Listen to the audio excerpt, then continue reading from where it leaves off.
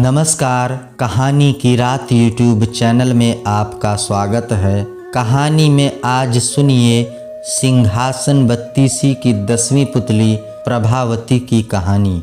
वहीं 10वें दिन फिर राजा भोज उस दिव्य सिंहासन पर बैठने के लिए आतुर हुए, लेकिन पिछले दिनों की तरह इस बार 10वीं पुतली प्रभावती जागृत हो गई और बोली, रुको राजन, क्या तुम स्वयं को विक्रमादित्य के समान समझने लगे हो? पहले उनकी तरह पराक्रमी और दयालु होकर बताओ, तब ही इस सिंहासन पर बैठने के अधिकारी होंगे। सुनो, मैं तुम्हें परम प्रतापी राजा विक्रमादित्य की कथा सुनाती हूँ। एक बार राजा विक्रमादित्य शिकार खेलते खेलते अपने सैनिकों की टोली से काफ़ी आगे निकलकर जंगल में भटक गए। उन्होंने इधर उधर काफ़ी खोजा, पर उनके सैनिक उन्हें नज़र नहीं आए। उसी समय उन्होंने देखा कि एक सुदर्शन युवक एक पेड़ पर चढ़ा और एक शाखा से उसने एक रस्सी बांधी। रस्सी में फंदा बना था, उस फंदे में अपना सर डालकर झूल गया। विक्रम समझ गए कि युवक आत्महत्या कर रहा है। उन्होंने युवक को नीचे से सहारा देकर फंदा उसके गले से निकाला तथा उसे समझाया कि आत्महत्या कायरता है और अपराध भी है। इस अपराध के लिए राजा होने के नाते वह उसे दंडित भी कर सकते हैं। युवक उनकी रोबीली आवाज़ तथा वेशभूषा से ही समझ गया कि वह राजा हैं, इसलिए भयभीत हो गया। राजा ने उसे सहलाते हुए कहा कि वह एक स्वस्थ और बलशाली युवक है, फिर जीवन से निराश क्यों हो गया? अपनी मेहनत के बल पर वह आजीविका की तलाश कर सकता है। उस युवक ने उन्हें बताया कि उसकी निराशा का कारण जीवोपार्जन नहीं है और वह विपन्नता से निराश होकर आत्महत्या का प्रयास नहीं कर रहा था। राजा ने जानना चाहा कि कौन सी ऐसी व्यवस्था है जो उसे आत्महत्या के लिए प्रेरित कर रही है। उसने बताया कि वह कालिंगा का रहने वाला है तथा उसका नाम वसु है। एक दिन वह जंगल से गुजर रहा था कि उसकी नज़र एक सुंदर लड़की पर पड़ी। वह उसके रूप पर इतना मोहित हुआ कि उसने उससे उसी समय प्रणय निवेदन कर डाला। उसके प्रस्ताव पर लड़की हंस पड़ी और उसने उसे बताया कि वह किसी से प्रेम नहीं कर सकती, क्योंकि उसके भाग्य में प्रेम करना नहीं लिखा है। दरअसल वह एक राजकुमारी है जिसका जन्म ऐसे नक्षत्र में हुआ कि उसका पिता ही उसे कभी नहीं देख सकता।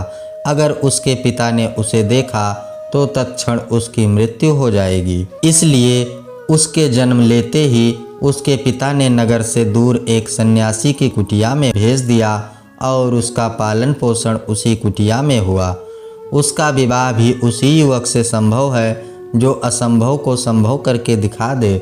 उस युवक को जिसे मुझसे शादी करनी है, खौलते तेल के कड़ाह में कूदकर जिंदा निकल कर दिखाना होगा। उसकी बात सुनकर वसु उस कुटिया में गया जहाँ उसका निवास था। वहाँ जाने पर उसने कई अस्थियाँ पंजर देखे जो उस राजकुमारी से विवाह के प्रयास में खौलते कड़ाह के तेल में कूदकर अपनी जानों से हाथ धो बैठे थे।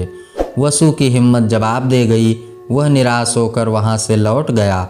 उसने उसे भुलाने की लाख कोशिश की, पर उसका रूप सोते जागते उठते बैठते हर समय आँखों के सामने आ जाता है।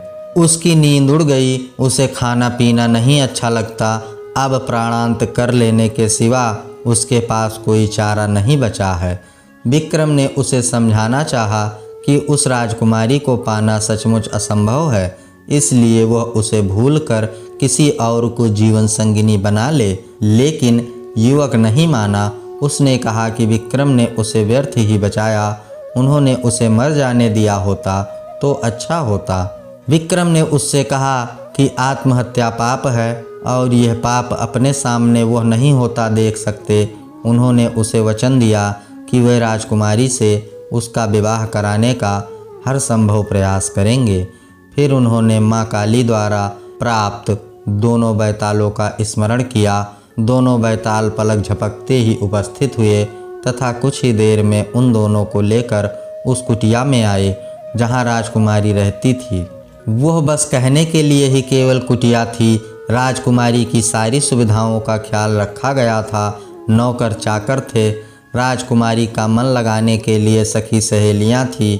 तपस्वी से मिलकर विक्रमादित्य ने वसु के लिए राजकुमारी का हाथ मांगा। तपस्वी ने राजा विक्रमादित्य का परिचय पाकर कहा कि अपने प्राण वह राजा को सरलता से अर्पित कर सकता है, पर राजकुमारी का हाथ उसी युवक को देगा जो खौलते तेल से सकुशल निकल आए। बस यह शर्त पूरी होनी चाहिए। राजा विक्रम ने उसे बताया कि वह खुद ही इस युवक के स्थान पर कड़ाह में कूदने को तैयार हैं। तो तपस्वी का मुंह विस्मय से खुला रह गया। तभी राजकुमारी अपनी सहेलियों के साथ वहां आई। वह सचमुच अप्सराओं से भी ज़्यादा सुंदर थी। खैर, विक्रम ने तपस्वी से कहकर कड़ाह भर तेल की व्यवस्था करवाई। जब तेल एकदम खौलने लगा तो माँ काली को स्मरण कर विक्रम तेल में कूद गए। खौलते तेल में कूदते ही उनके प्राण निकल गए और शरीर भुनकर स्याह हो गया। माँ काली अपने भक्त को इस तरह कैसे मरने देती।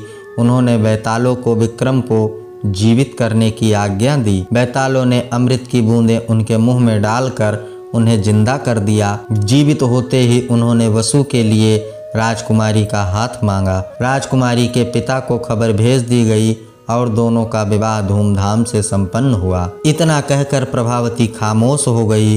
राजा भोज समझ गए कि विक्रम के अतुलनीय त्याग का उनके पास कोई जवाब नहीं है और उस दिन भी बिना सिंहासन पर बैठे ही अपने कक्ष की तरफ लौट गए। तो साथियों, सिंहासन बत्तीसी की 10वीं पुतली की कहानी प्रभावती में आज बस इतना ही। आशा करते हैं आपको यह कहानी पसंद आई होगी। अगर आपको यह कहानी पसंद आई हो और आप मनोरंजन से भरी नई नई कहानियाँ रोजाना सुनना पसंद करते हो तो आप हमारे चैनल कहानी की रात को सब्सक्राइब करना ना भूलें। जल्द मिलते हैं सिंहासन बत्तीसी की अगली पुतली की कहानी त्रिलोचना में। तब तक के लिए नमस्कार, धन्यवाद।